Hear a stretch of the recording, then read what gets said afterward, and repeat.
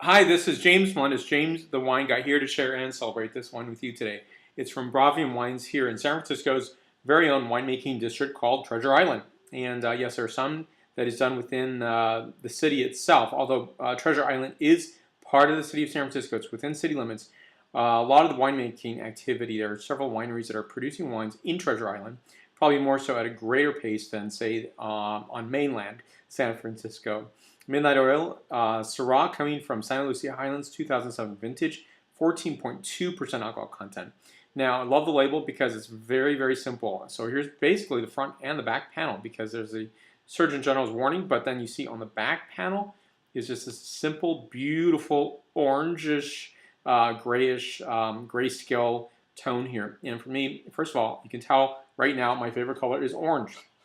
And for me, this is an evocative image. This is an evocative image of what you might feel from Santa Lucia Highlands. You might see or experience in terms of the beautiful warm evening sunset, or a warm-ish because it's a cooler region, and seeing this beautiful sunset that is somehow lyrically tying itself back to evening time.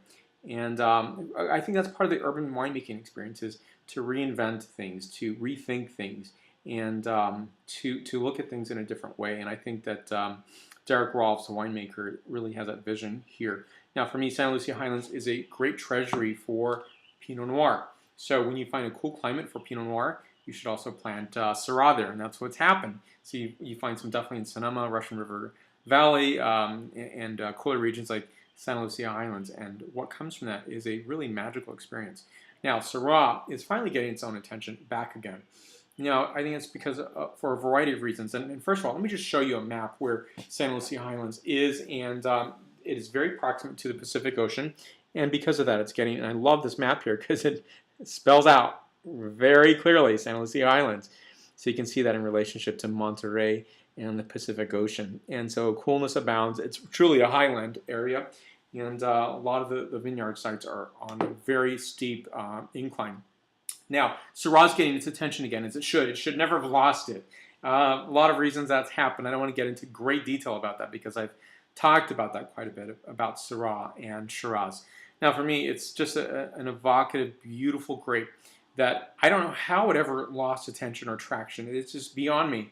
It's a wine that, has been, when it does well, it's accused of not being uniform, or if it has variation, or if it doesn't have variation, why doesn't it? So it really is trapped in this situation, and really comes to tastemakers, people who are talking about Syrah. And I think the tastemakers really have not made that difference or impact yet. They're doing that right now. I think for me, my mission is to say Syrah should never have been left out of the equation. I think a lot of reasons that happened.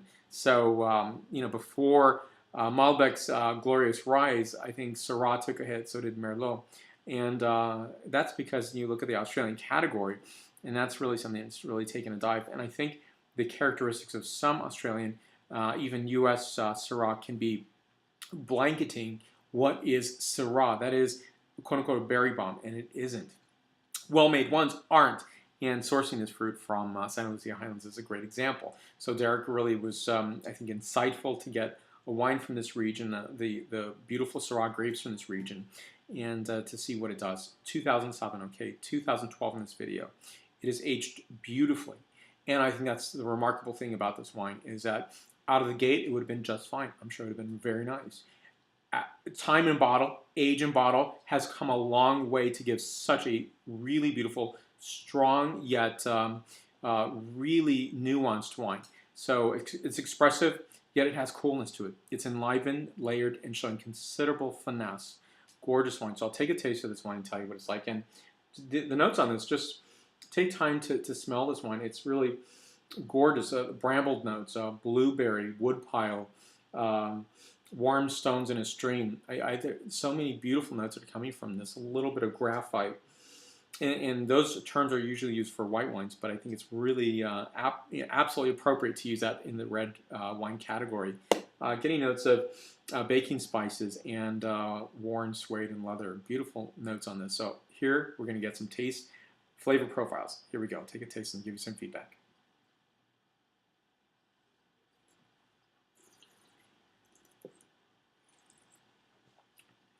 as I said before, layered. Beautiful notes of warm blueberry pie, black plum, Rainier cherry, tamarind, allspice, chili Nuevo Mexico, red candy, and thyme. All those come together and are expressed throughout this wine. I've tasted this wine and I just let it suspend before really writing about it. So before I do any video, I actually take a taste and write about it, and then I revisit that again, and then I start doing the video, because I think that's the only way to get those really captivating qualities. And I think this is a really beautiful wine. This is a 9.3 out of a 10.0 scale. For more wine reviews, please go to jamesthewineguide.com. Please subscribe to my videos on YouTube, Facebook, Twitter, Vimeo, Google+, Pinterest. Salud.